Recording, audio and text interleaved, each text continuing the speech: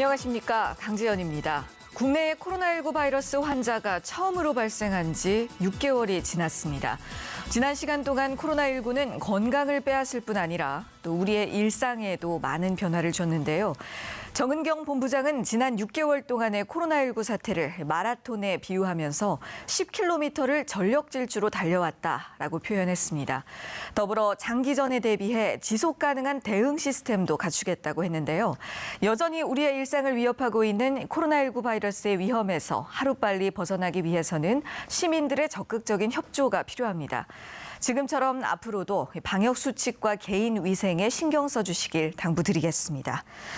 시민의 방송 TBS는 월요일부터 일요일까지 매일 아침 9시부터 9시 50분 TV와 유튜브를 통해 코로나19 특집 생방송을 보내드리고 있습니다.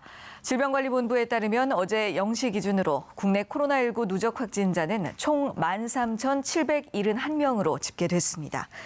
자, 오늘도 서울 상황실 나가 있는 기자 연결해서 지난밤 주요 내용과 현재까지 소식부터 살펴보겠습니다. 김승환 기자. 네, 서울시 재난안전대책본부에 나와 있습니다. 네, 코로나19 신규 확진 현황부터 전해주시죠. 어제 0시를 기준으로 집계된 국내 코로나19 신규 확진자는 모두 26명입니다. 지역 감염이 4명이었고 22명은 해외에서 들어왔습니다.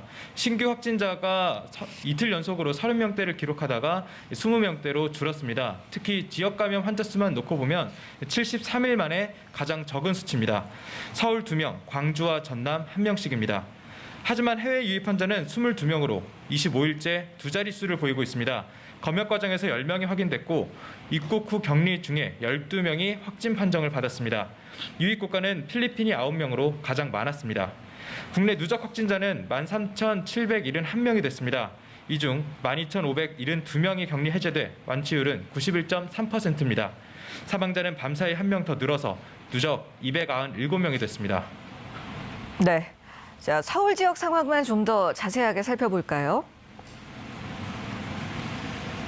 앞선 0시 기준 집계에서 서울 지역 누적 확진자는 모두 1,477명이었습니다. 신규 확진자는 3명으로 해외 유입 환자 1명에 지역 감염 2명이었습니다.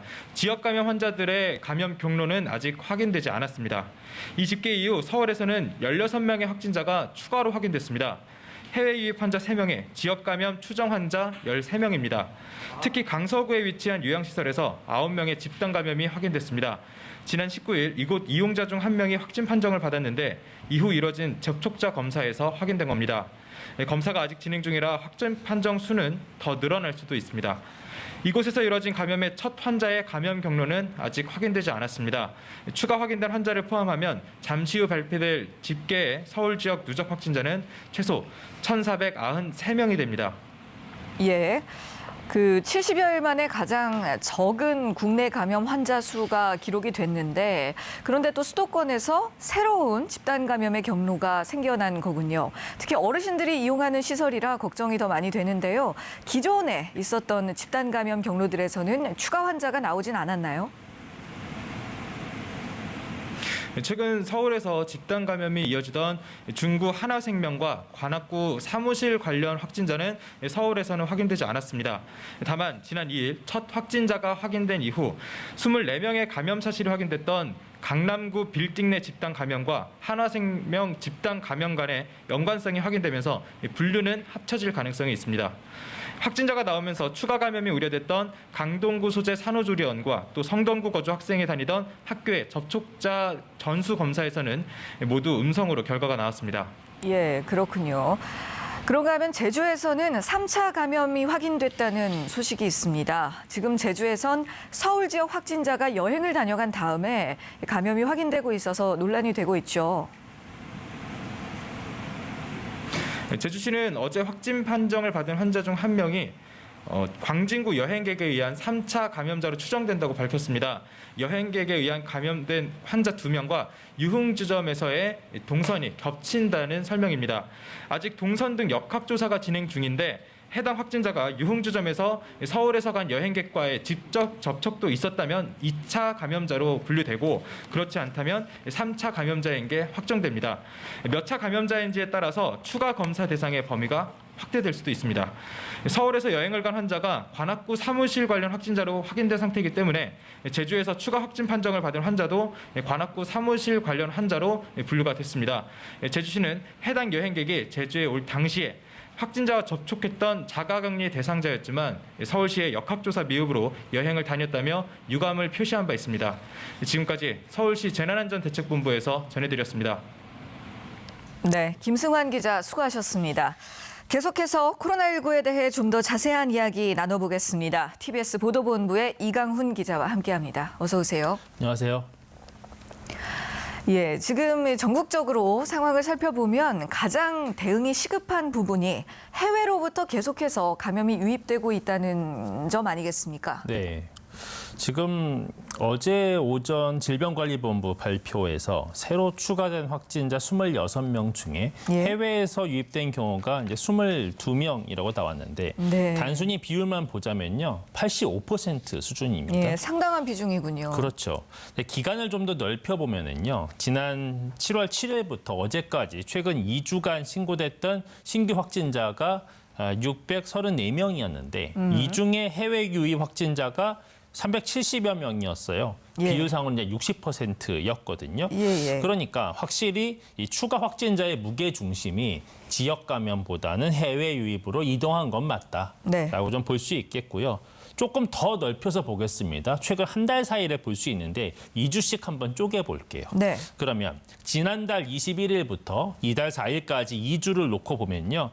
해외 유입 관련 신규 확진자가 하루 평균 15.8명씩 나왔었는데 예. 최근의 2주 동안에는요. 27.4명이었습니다. 오. 이렇게 보면 숫자만 놓고 볼 때 70%의 상승이거든요. 예. 그러니까 하루에 신규 확진자 중에 뭐 해외 유입 비율이 얼마였냐의 부분도 있지만 그 절대치 숫자만 보더라도 네. 지난 그 한 달간을 2주씩 쪼개서 봤을 때 분명히 늘었다라는 지점인 거죠. 예, 그렇습니다. 그래서 이 최근 들어서 해외 유입 사례가 신규 확진자 증가 요인의 상당한 이 비중을 차지하고 있는 상황인데요. 이 해외 유입 확진자들이 주로 어떤 나라에서 가장 많이 들어옵니까? 네, 지금 잘 아시겠지만 해외에서 가장 확진자가 많이 나오고 있는 나라는 당연히 미국인 거죠. 그렇죠. 네, 그렇죠. 그런데 지금 우리나라에 들어오는 경우로 보면 미국이 최대치는 아닙니다. 아시아가 압도적으로 많아요. 네. 지금 미국이나 멕시코 등 미주 대륙 다 합쳐서 어제 같은 경우에 4명이 있었고요. 네. 나머지 18명은 모두 아시아였습니다. 오. 아시아를 좀 쪼개서 보면 동남아시아에서는 필리핀이 9명으로 가장 많았죠. 인도네시아 1명이 있었고요. 네. 그 말고도 뭐 서남아시아 쪽에 파키스탄이 3명, 또 중동도 있습니다. 이라크에서 2명, 또 중앙아시아도 있는데 키르기스탄에서 1명, 네. 카자흐스탄에서 2명 이렇게 좀 그 분산이 돼 있습니다. 네네. 그렇군요. 네, 여기서 또 좀 넓혀 볼 수 있는 게요.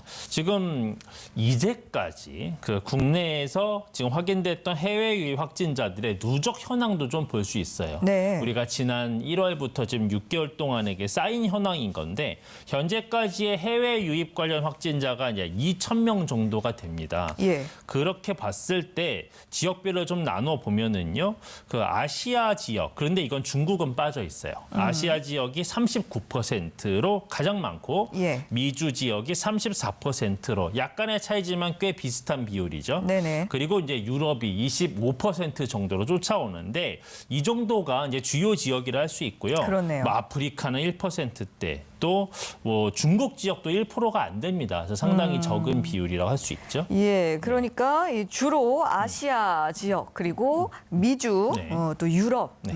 이런 지역들에서 해외 유입 환자들이 들어오고 있다는 이야기가 되겠어요. 네. 그렇다면 이 확진자들은 전부 다 이 공항 입국장에서 우리 방역 당국에 의해서 확인이 된 겁니까? 원래는 그렇게 될 걸로 상상을 쉽게 할 수 있는데 네. 상황은 그렇지가 않습니다. 건엽 단계에서 발견되는 경우가 한 절반밖에 안 되는 거죠. 예. 어제 발표된 22명도 검역 단계에서 바로 발견된 건 10명에 그칩니다. 그리고 12명은 일단 입국이 통과된 다음에 네. 각자 지역사회에서 2주간 자가격리를 하던 중에 증상이 나와서 확인된 경우거든요. 그래요. 네. 그러니까 공항에서 입국을 할 당시에는 뭐 열도 없고 네. 딱히 증상이 없었기 때문에 일단 통과가 되었는데 네. 그 이후에 이 자가격리 과정 중에 증상이 발현되는 경우들이 꽤 많다는 이야기잖아요. 그렇죠. 예, 물론 이런 경우들 때문에 그 입국 이후 2주 동안 의무적으로 자가격리를 하도록 한 것이겠고요. 네. 그런데 일단 지금 이 정부 차원에서 이 해외 유입 부분을 줄이기 위해서 여러 가지 그 대책들을 가동하고 있지 않습니까? 뭐 어떤 네. 내용들이 있을까요? 네, 우선은 그 대상이 되는 나라들부터 좀 확인을 해봐야 되는데요. 네. 지금 우리가 앞서 지금 미주와 그다음에 이제 아시아 지역에서 해외 유입자가 이제 많다고는 했는데 최근 특히나 어제 같은 경우를 보더라도 압도적으로 아시아 지역이 많지 않았습니까? 네네. 그래서 이들 나라가 이제 방역 강화 대상 국가가 돼 있는 건 맞죠. 그렇죠. 총 6개 나라인데요. 우선 4개 나라가 있었습니다. 방글라데시와 파키스탄, 카자흐스탄, 키르기스탄 이렇게 4개 나라가 이달 13일부로 방역 강화 대상 국가로 정해졌었고 네. 어제 2개 나라가 추가된 거예요. 그래서 필리핀과 우즈베키스탄 이렇게 6개 나라인데 이들 나라를 대상으로 지금 실시 중인 대책들이 있습니다. 해외 유입 감염자가 이제 많이 나온 나라들이다 보니까 비자 발급이라던가 예. 아니면 항공편 편성에 대해서 일단 제한 조치가 들어가고요. 또 정기 항공편 같은 경우에는 그 좌석 점유율에 대한 통제가 있어요. 예. 그래서 너무 조밀하게 밀집하게 승객들이 앉아서 들어오면 역시 여기서도 문제가 있을 수 있으니까 네네. 60% 이하로 낮춰라라는 거고요. 또 이들 나라로 만약에 출국 시, 그러니까 우리나라에서 이들 나라로 나가는 경우에 네. 나갈 수는 있어. 그런데 들어올 때는 제한 조치를 둘게. 그래서 재입국을 허가하는 데 있어서는 또 제한 조치가 들어갑니다. 네. 여기다가 더 중요한 것은요. 사실은 우리나라로 들어올 때 지금 이 증상이 감염 여부를 가려내는 부분에 있어서 네네. 일단은 좀 스스로 좀 보증을 하게 해야 되는 부분들이 있어야 되는 거죠. 네. 이게 바로 음성 확인서라는 건데요. 해당 나라에서 들어올 때 본인이 지금 음성 상태임을 증명하는 확인서를 제출해라. 그것을 제출해야만 입국을 허가해 줄게라는 것이죠. 근데 네. 이 조건이 달립니다. 현지에서 이제 출발하는 그 시점을 기준으로 48시간 이내에 발급받은 것. 그렇죠. 그러니까 한참 전에 받은 것은 의미가 없으니까요. 그런 조건을 두고 음성 확인서를 의무적으로 제출하도록 하고 있죠. 예. 네. 그래서 이 방역 강화 대상 국가의 입국자를 상대로 음성 진단 확인서를 받는다는 내용인데요. 네. 그런데 여기서 또 한 가지 체크를 해봐야 할 부분이 이 확인서라는 게 충분히 그 믿을 만한 수준인지 신뢰할 만한 것인지 또 의심을 해봐야 할 것 같거든요. 그렇죠. 물론 이것도 이제 그 나라, 해당 나라에서 그게 어떤 관계 당국이 됐든 의료진이 됐든 네. 음성 확인서라는 게 발급이 됐다고 한다면 어떻든 이것도 행정적 업무의 결과물이니 예. 우리가 함부로 이것의 어떤 그 신뢰도를 문제 삼는 게 조심스러울 수는 있지만 예. 지금 우리나라 안에서 나타나는 상황만 놓고 보면 조금 의문의 목소리가 나오는 건 사실입니다. 네. 이 음성 확인서를 제출했던 입국자 중에 자가격리를 하다가 양성 판정을 받은 사례가 3건이 나왔어요. 오호. 그러니까 당시에 이 음성 확인서가 뭐 그 내용상 의미가 있었다 하더라도 그 낸 것이 의미가 없게 되는 것이죠. 네. 그래서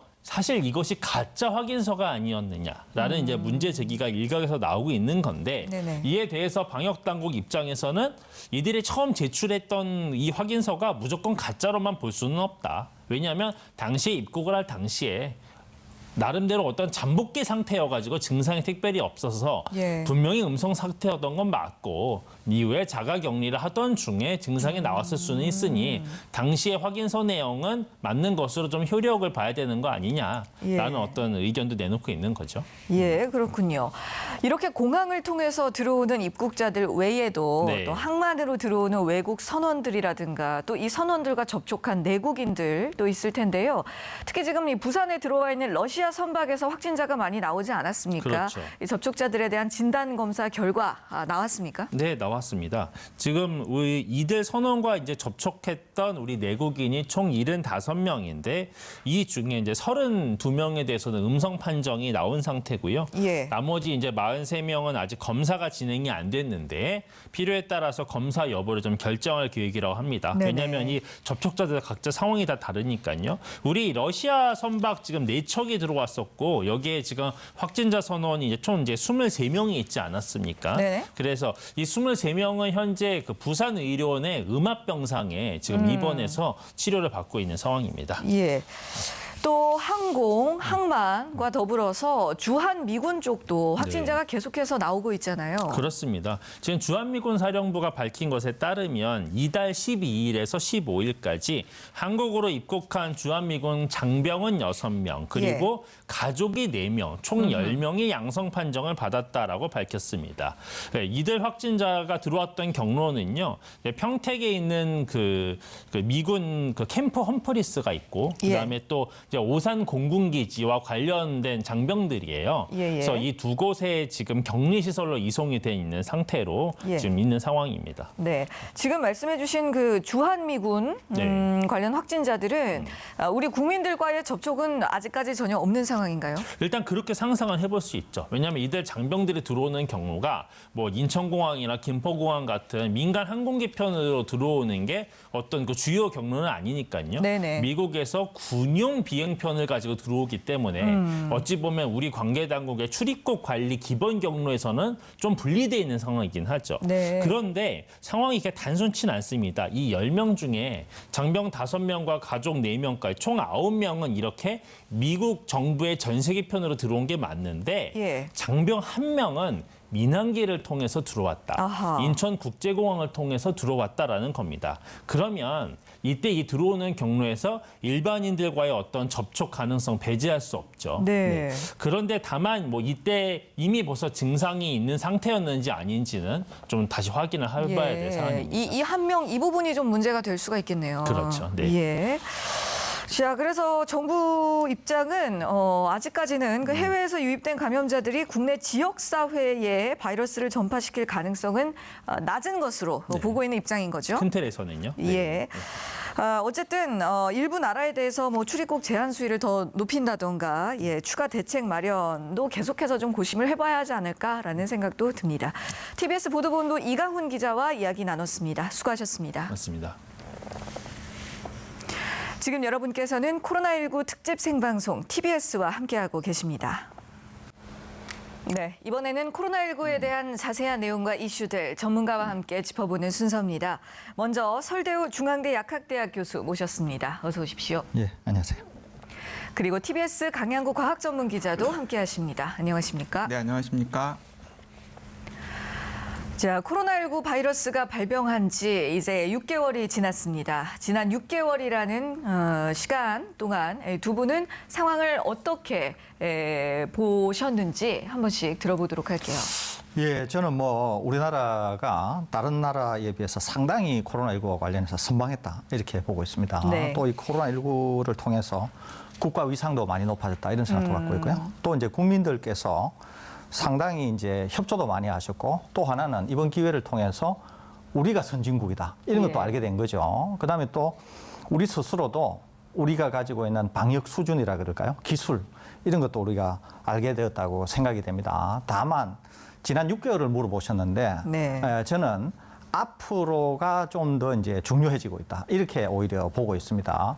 가을 겨울 환절기가 오게 되고 또 코로나19와 이제 감기 독감이 정상이 구분이 되지 않기 때문에 이제 오게 될 가을 겨울에 대규모 유행 가능성이 있는 것이거든요. 네. 그렇기 때문에 지금까지 비교적 잘해왔지만 향후로도 정말 잘해서 피해를 최소화하면서 다른 국가들보다 훨씬 잘 마무리하고 종식으로 어떻게 이끌어가는가.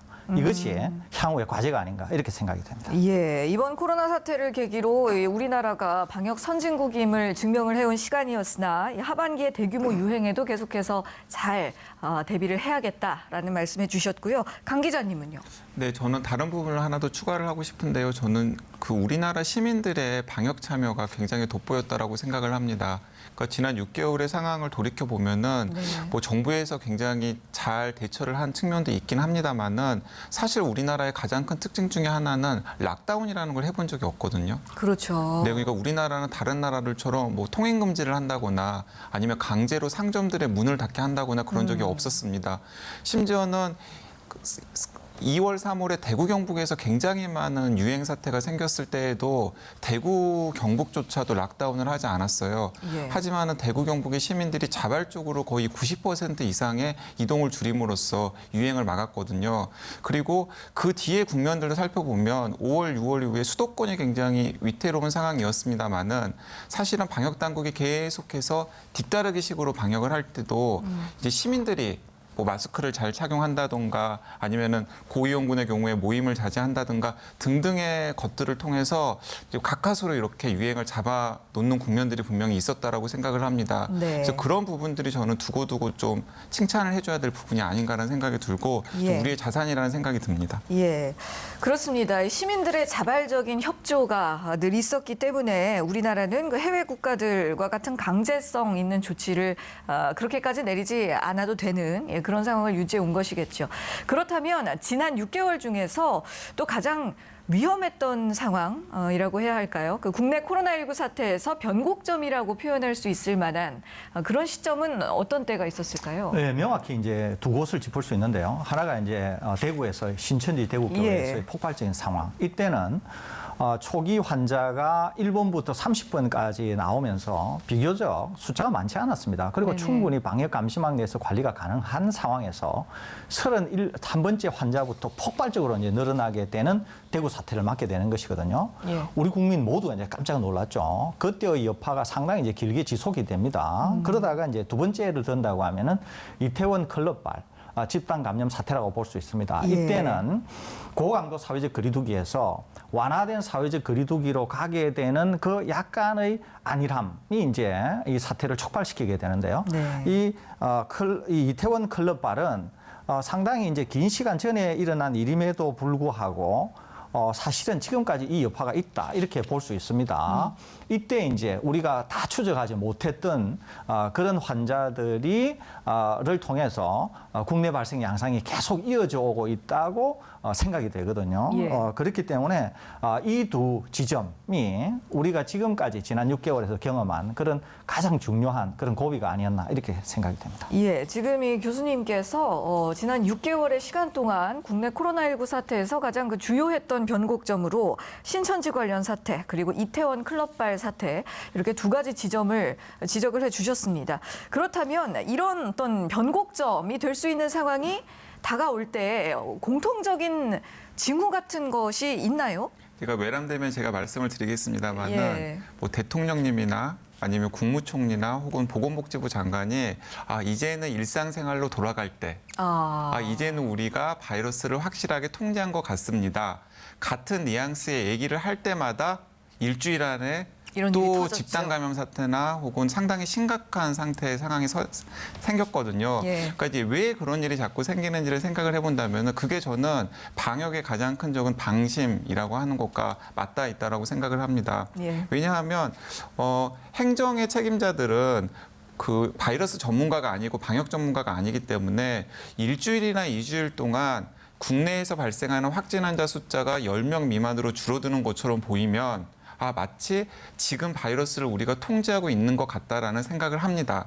그리고 그 성과를 국민들과 공유하고 싶기 때문에 참지 못하고 조급해서 지금 우리는 상황을 통제하는 것 같습니다. 혹은 바이러스와의 싸움에서 일단은 뭔가 승기를 잡아가는 것 같습니다라고 이야기를 하는 거죠. 근데 예. 사실 방역 전문가의 관점에서 보면은 1주나 2주의 시간은 굉장히 짧은 시간이거든요. 네네. 그리고 그 1주나 2주의 결과는 그 다음 1주나 2주 후에 나오는 것이기 때문에 네. 사실 지금 우리가 바이러스와의 싸움에서 승기를 잡아가고 있다는 것을 확인하려면 최소한 3주에서 한 달 정도 그 지역에서 발생하고 있는 신규 확진 환자 수가 10명 미만, 5명 미만 혹은 1명, 0명 수준으로 나와야 진짜 지역사회에서 바이러스의 밀도가 우리가 조금 통제하고 있다라고 생각할 정도로 적어지고 있구나라고 이제 안심을 할 수 있는 거거든요. 예. 이제 그런 상황에서 우리가 어쩌면은 지금 일단은 바이러스의 싸움에서 승기를 잡고 있습니다라고 이야기하는 것은 괜찮습니다. 네. 그런데 그걸 참지 못하고 항상 열흘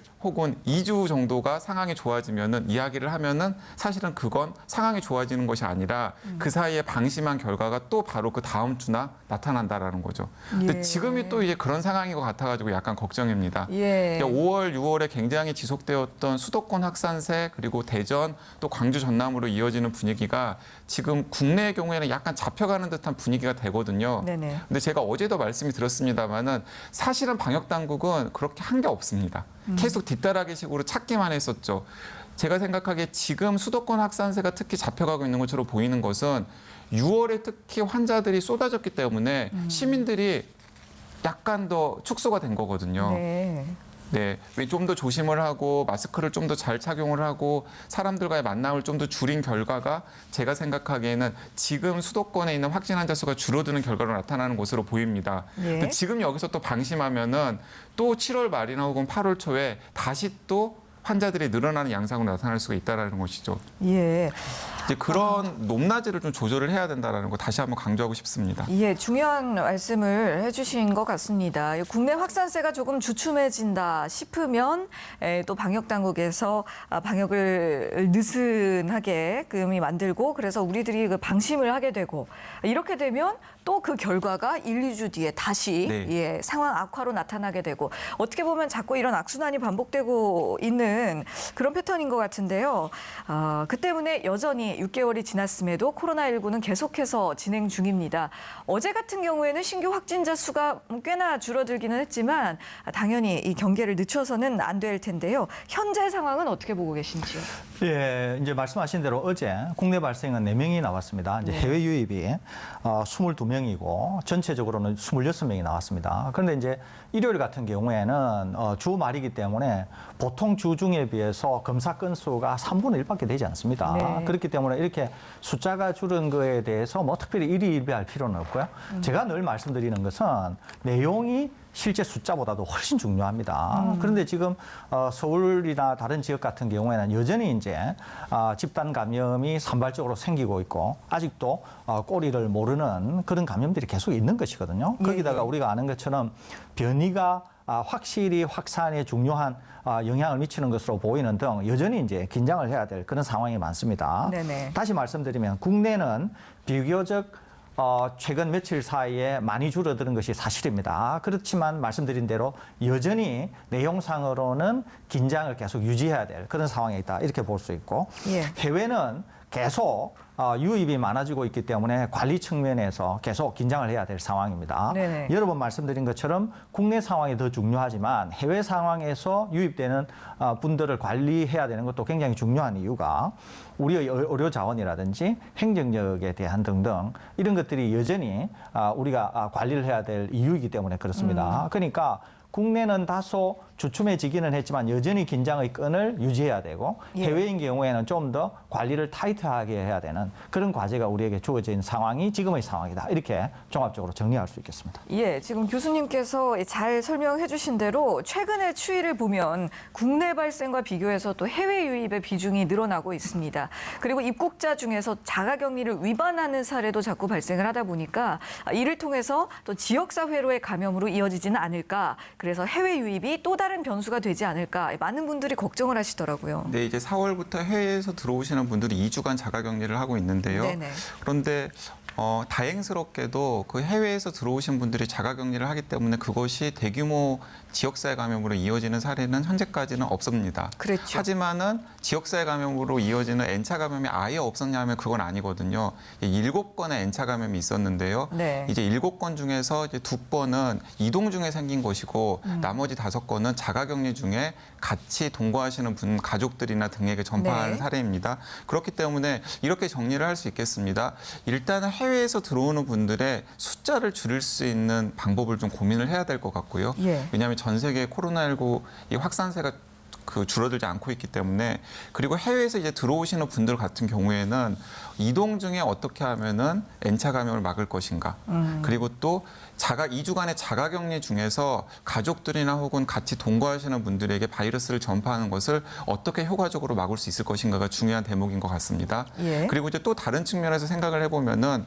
항공을 통한 입국에만 신경을 썼다 보니까 사실은 허점들이 발견이 되고 있거든요. 네. 가장 대표적으로는 선박을 통해서 입국하시는 분들에 대한 검역이 소홀했다라는 사실이 네. 부산항의 집단 감염 등등을 통해서 확인이 되고 있기 때문에 맞습니다. 이제 그 부분에 대한 좀 더 대책을 강구를 해야 될 것 같고요. 그리고 아까 이강훈 기자가 중간에 지적을 했습니다마는 지금 많은 분들이 의구심을 가지고 있는 유입 경로 중에 하나가 바로 주한 미군과 그 군속을 통한 전파 예. 가능성입니다.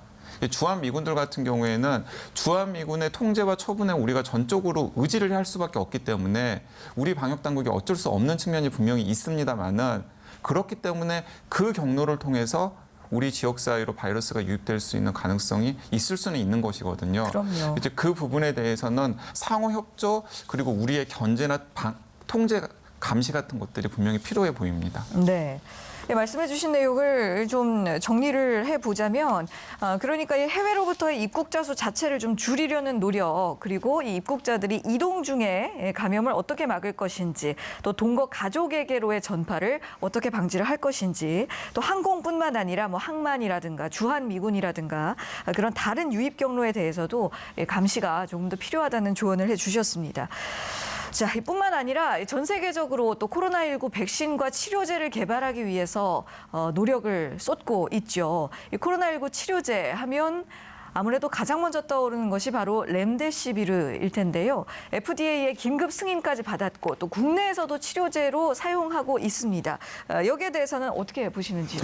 네, 이제 렘데시비르는 원래 에볼라라고 하는 바이러스 치료제로 개발 중이다가 개발에 실패한 약인데 약물 재창출이라고 하는 방식으로 코로나19 바이러스에 써봤더니만 기본적으로 효과가 있는 것 같아서 추가 임상이 되어서 성공적으로 이제 개발에 되었던 그런 약입니다. 네. 이제 말씀하신 대로 이제 FDA 긴급 사용 승인을 받아서 미국에서도 쓰고 있고 네. 국내에도 일정 분량은 이 길리어드라고 하는 제약사가 무상으로 공급한 약이 있습니다. 네네. 그래 이걸 가지고 지금 국내에서도 사용을 하고 있는데요. 지금까지 국내에서는 약 57명에게 투여가 됐습니다. 그런데 방대본에서 지난 한 일주일 전에 27명을 투여한 결과를 발표를 한 적이 있습니다. 네. 정리를 해서 이때 27명에 대한 자료가 9명에 대해서는 호전이 되었고 이때 투여한 환자들은 다 중증이거나 위중 예. 환자에게 투여를 했는데요. 이때 9명에 대해서는 호전이 되었습니다. 비율로는 33.33% 정도 되고요.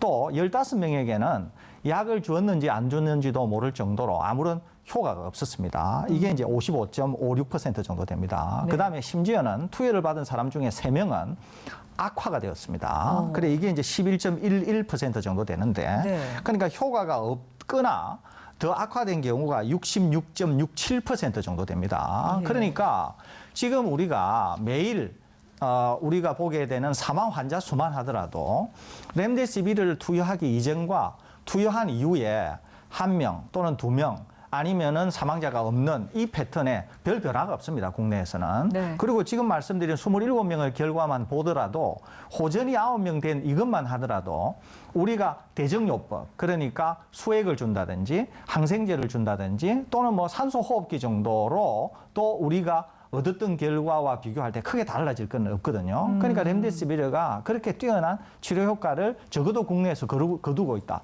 이렇게 보기는 어려울 것으로 보입니다. 다만 렘데시비르 정도 되는 약으로서 현재 전 세계적으로 사용이 될 만하고 성인이 된 약이 없다고 하는 그런 어려운 점 때문에 렘데시비르가 아주 좋은 효과를 보이지 못하고 있음에도 불구하고 사용할 수밖에 없는 그런 딜레마에 빠진 게 지금의 렘데시비르다. 이렇게 정리할 수 있겠습니다. 예, 27명에게 투여를 했는데 9명만 호전이 됐다는 것은 결국 쉽게 말하면 3분의 1 정도만 상황이 호전이 된 것이고 나머지 3분의 2는 효과를 보지 못했거나 오히려 악화가 된 결과잖아요. 네, 그럼에도 불구하고 효과를 봤다고 생각이 되는 3분의 1도 렘데시비르의 효과다. 이렇게 단정적으로 얘기를 하기가 어렵다고 하는 점이 예. 지금 렘데시비르가 갖고 있는 문제다. 이렇게 볼 수 있겠습니다. 예, 그럼에도 불구하고 방금 말씀해 주셨듯이 이 렘데시비르의 그 효과를 뛰어넘을 만한 그런 치료제나 백신이 아직 없기 때문에 이제 여러 국가들에서 이 약물을 사용하고 있는 그런 상황이 되겠군요. 자, 한편 그 국내에서 셀트리온에서도 항체 치료제를 개발을 하고 있지요. 국내 임상 일상 승인을 받았고 이제 1차 임상을 앞두고 있습니다. 이 약은 어떤 치료제고 또 어떻게 보고 계신지 우리가 이 약에 대해서는 좀 기대를 해봐도 될지 궁금합니다. 네, 이제 간단히 설명을 하면 이제 항체 치료제라는 것은 이렇게 생각을 하시면 될 것 같습니다. 이제 바이러스가 몸속에 들어가면 그 바이러스를 이겨내는 중화 항체라는 것이 있습니다. 네. 근데 이제 그 중화 항체는 보통 바이러스를 앓고 이겨낸 분들의 혈액 속에 이제 생기는 것인데요. 항체 치료제는 그 중화 항체를 인위적으로 약으로 제조를 하는 것입니다. 예. 네, 그래서 환자들에게 이제 투입을 하는 것이죠. 그러면 이제 두 가지 효과가 있는데요. 하나는 바이러스가 몸속에 들어온 환자의 경우에는 중화항체를 약으로 넣어주는 것이기 때문에 그 바이러스를 이겨낼 가능성을 이제 획득을 하게 되는 것이고요. 네네. 그리고 설사 바이러스에 감염이 되지 않은 분들에게도 예를 들어서 뭐 의사들이나 의료진들이나 아니면은 뭐 이런 분들 같은 경우에는 이 항체 치료제를 투여를 하게 되면은 몸속의 바이러스를 이겨내는 중화항체를 일시적으로 가지게 되는 것이기 때문에 네. 아주 일시적인 백신 효과를 가지게 되는 것이죠. 이제 그런 것들을 노리고 지금 개발하고 있는 약이 항체 치료제인데요. 국내에서는 일단은 셀트리온이라고 하는 제약사에서 항체 치료제를 개발 중이고요. 네. 사실 그런데 이 셀트리온만 개발을 하면 좋겠는데 중국에서도 개발 중이고 미국에서도 개발 중이고 이제 전 세계 곳곳에서 지금 개발 중입니다. 예, 항체 치료제를요. 네, 그런데 예. 항체 치료제가 개발이 되면은 굉장히 의미가 있어 보입니다. 그래서 앤서니 파우치 소장 같은 경우에도 가을까지 미국에서 항체 치료제가 개발이 되어서 백신 전에 이 코로나19를 이겨낼 수 있는 어떤 무기로서 우리가 가질 가능성이 있다라고 긍정적인 전망을 내놓았거든요. 예. 근데 제대로 개발이 된다면 충분히 그럴 가능성이 있는데 약간 안타까운 것은 무엇이냐면 좀 이따 설 교수님께서 좀 더 자세하게 설명을 해주시겠습니다만은 중국이나 미국이 우리보다 조금 더 앞서 있는 것 같습니다. 아, 현재 상황으로. 네, 논문이라던가 아니면은 임상 진행 속도라던가 등등을 보면은 이제 그쪽에서 개발되고 있는 항체 치료제가 이제 국내 제약사에서 개발하고 있는 항체 치료제보다 좀 더 빠른 속도로 그리고 뭔가 성과를 보이면서 진행되고 있는 것 같아서 어쨌든 무엇이든지 간에 이제 성공적인 항체 치료제가 개발되면 인류에게는 좋은 소식인데 네. 그게 이제 우리나라 제약사면 더 좋을 텐데 네네. 현재로서는 그럴 가능성은 조금 낮아 보인다라는 것입니다. 예, 그렇군요. 지금 이 시간 이 치료제에 대해서 좀 자세하게 이야기를 해보고 있는데요. 이 설 교수님께도 좀 여쭤보겠습니다. 그렇다면 이 현재 개발 중인 치료제의 종류가 크게 어떻게 구분이 되는지 또 교수님께서는 그중에서 뭐 어떤 치료제에 좀 기대를 하고 계신지 궁금하네요. 예, 우선 이제 크게 한 세 종류 정도를 들 수가 있습니다. 치료제라고 하면 하나는 이제 화학 물질로 되어 있는 치료제라고 볼 수 있어요. 이제 이게 렘데시비르 같은 겁니다. 예. 국내에서도 이제 약물제의 창출 방식으로 화학 물질로 되어 있는 치료제를 개발하고 있는데 이게 이제 전 세계적으로 팔리거나 또는 심지어 국내에서조차도 경쟁력을 가지려고 하면 네네. 국내에서만 임상을 해서는 안 되고 전 세계에서 많은 사람 수를 대상으로 임상을 해야 됩니다. 예. 이게 이제 굉장히 시간도 많이 걸리고 비용이 많이 듭니다. 거기에다가 이미 시장에는 렘데시비르라고 하는 효과는 좋지 않지만은 굉장히 강력한 치료제가 이미 있기 때문에 이거와 경쟁해야 되는 그런 불리함이 있습니다. 네네. 그래서 향후에 약물제 창출을 통해서 렘데시비르보다 더 나은 치료제가 나오기는 현실적으로 상당히 어렵습니다. 예. 두 번째는 이제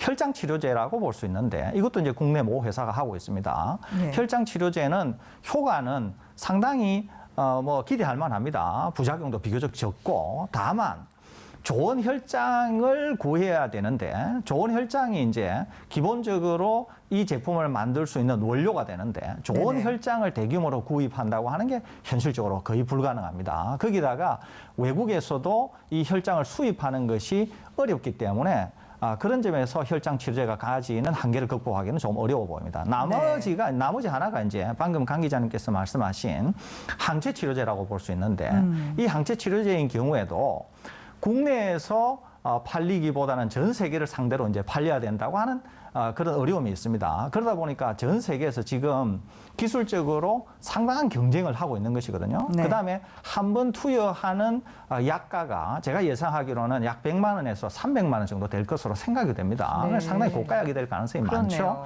그러다 보니까 이제 선진국, 구매가 가능한 선진국에 이 약을 팔아야 되는데 그러다 보니까 선진국 사람들을 대상으로 한 그런 이제 임상 시험이 준비가 돼야 됩니다. 그러다 보니까 여러 인종, 여러 나이, 그다음에 여러 상황에 있는 사람들, 그다음에 구매가 가능한 그런 국가에서의 임상 이런 것들이 이루어져야 되는데 강 기자님 말씀하신 것처럼 이미 미국의 두 대형 제약 회사가 우리보다 셀트리온보다 훨씬 앞선 그런 임상 단계를 하고 있고 네네. 거기에서는 제가 보건대 최대 3개월 이내에 모든 임상이 종료가 되면서 아마 대량 생산도 가능할 것으로 보이기 때문에 이런 문제를 셀트리온이 어떻게 극복하고 이 경쟁에서 이기는가 이것이 아마 주어진 숙제가 아닌가 이렇게 생각이 됩니다. 예, 잘 알겠습니다. 자, 이번에는 백신 이야기로 넘어가 보겠습니다. 이 백신에 대해서도 뭐 올해 안에 개발이 된다, 안 된다, 뭐 임상에 들어갔다, 여러 가지 이야기들이 굉장히 많이 나오고 있는데요. 사실 코로나19 관련해서 가장 많은 관심을 받고 있는 이슈가 바로 치료제와 백신 아니겠습니까? 먼저 이 백신이라는 것은 무엇이고 개발 과정은 어떻게 되는지 좀 쉽게 설명을 부탁드릴게요. 예, 백신은 우선 바이러스가 우리 몸에 침입하게 될 경우에는 그 바이러스에 대해서 우리 몸이 이제 면역을 획득하게 되는데요. 네. 백신은 바이러스는 아닌데 기능적으로 바이러스와 똑같은 걸 얘기합니다. 그래서 백신을 우리 몸에 주게 되면 마치 바이러스가 우리 몸을 침입한 것처럼 우리 몸이 인식해서 저항 기작을 몸에 갖게 되고 실제 바이러스가 침입하게 될 경우에 우리 몸이 형성한 그 면역을 통해서 그 바이러스를 이기게 되는 것이거든요. 네네. 이때 백신을 만드는 형태로는 다양한 기술이 있는데 기술 자체는 그렇게 중요하지는 않습니다. 아무튼 그 기술을 통해서 우리 몸이 면역을 갖도록 하는 게 중요해요. 다만 백신을 개발하는 데 있어서 많은 분들이 오해를 하고 계시는 게 뭐냐면 예.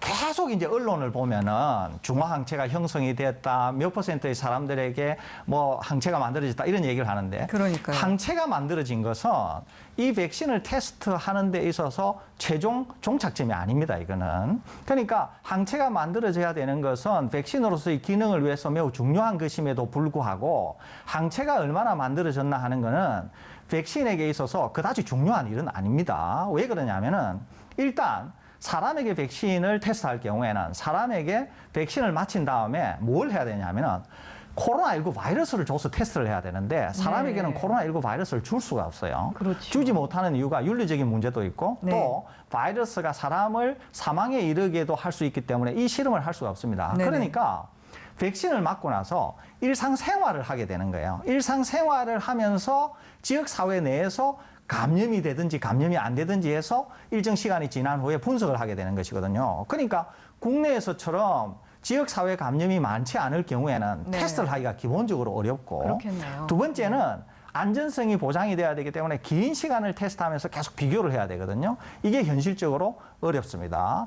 그렇기 때문에 심지어는 또 어떤 문제도 있냐면은 백신을 주고 나서 백신 효과가 너무 짧을 경우에는 예. 백신을 줬음에도 불구하고 백신 효과가 끝난 다음에 감염이 될 경우에는 백신 효과가 없는 것으로 판명이 날 수가 있습니다. 네. 이런 문제 때문에 이 백신을 실제로 테스트한다고 하는 것은 너무도 어려운 일이거든요. 그렇기 때문에 지금 이런 과정을 다 극복하고 안전하면서도 아주 효과가 있는 백신을 우리가 지금 확보해야 되는데 백신에게 있어서 또 제일 중요한 문제는 예방 목적으로 쓰기 때문에 환자한테 주는 치료제가 아니라 예방을 목적으로 하기 때문에 네. 건강한 사람에게 줘야 된다는 점, 또 대규모로 투여를 해야 된다는 점, 그런 점 때문에 안전성이 확보되면서 효과가 있어야 되기 때문에 이런 모든 점들을 감안한다고 하면 백신의 개발이 치료제보다 훨씬 개발 성공 가능성이 어렵고 훨씬 긴 시간을 필요하면서 훨씬 우리가 점검해야 될 게 많기 때문에 지금 언론에서 나오고 있는 백신에 대한 기사 정도로 백신이 개발될 거다. 이렇게 생각하는 것은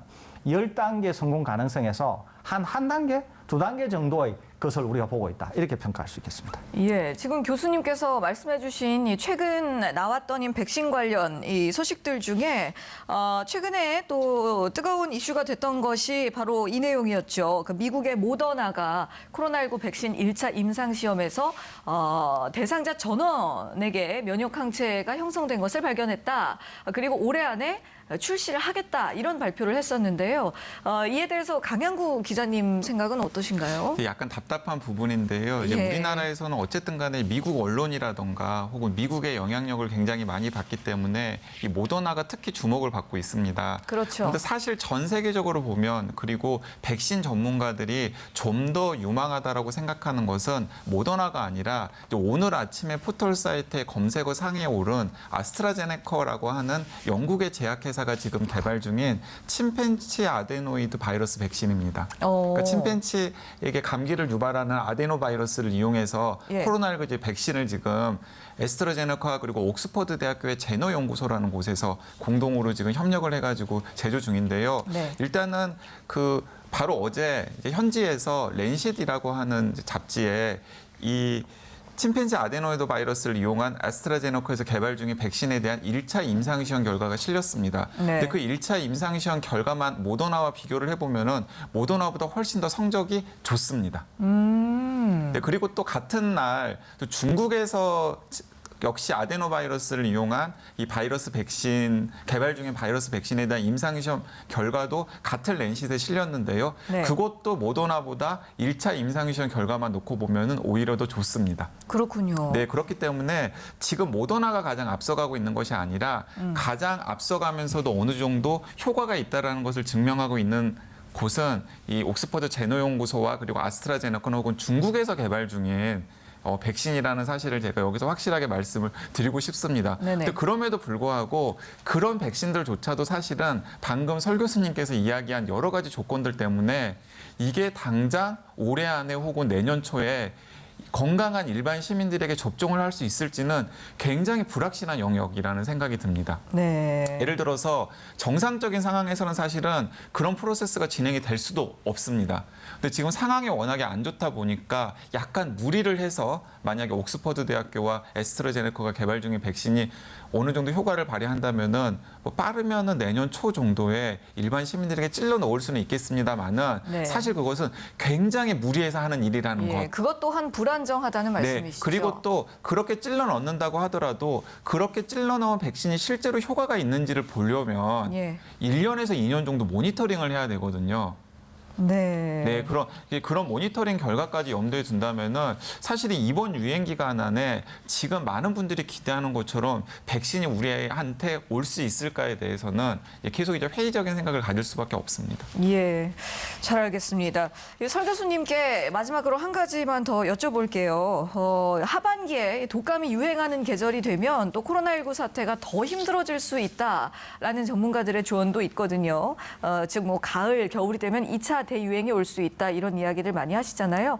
독감과 코로나19 왜 위험한 건지 또 어떻게 대처해야 할지 조언 부탁드리겠습니다. 예, 이제 미국 당국이나 많은 전문가들이 올 가을 겨울에 굉장히 주목하고 있습니다. 그것은 이제 감기와 독감 또 코로나19의 증상이 겹치기 때문에 우리나라만 하더라도 독감을 거의 수백만 명이 이제 감염이 됩니다. 그렇기 때문에 대규모 검사를 신속하게 하기가 어렵습니다. 네네. 그렇기 때문에 이제 겨울에 이 문제를 어떻게 극복할 건가 하는 게 대단히 중요합니다. 특히 제가 꼭 이 시간에 말씀드리고 싶은 것은 이번 겨울에는 평소에 독감 백신 접종을 하지 않으셨던 분들이 반드시 접종을 하셔야 됩니다. 네. 그러지 않으면은 코로나19와 구분이 안 되기 때문에 굉장히 어려운 상황에 빠질 수 있습니다. 그 분들은 첫째, 고령자, 두 번째, 기저질환자, 세 번째, 임신부 등 위험군, 네 번째, 여러 가지 형태의 고위험군, 또 다른 하나는 반드시 고3 수험생이 예. 반드시 백신 접종을 하기를 권해드립니다. 예. 이런 조치를 해야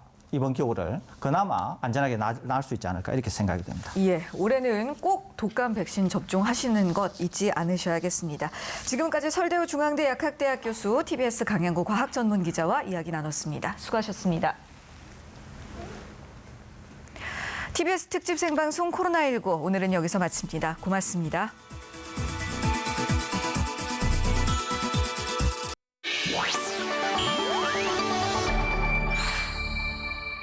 KBS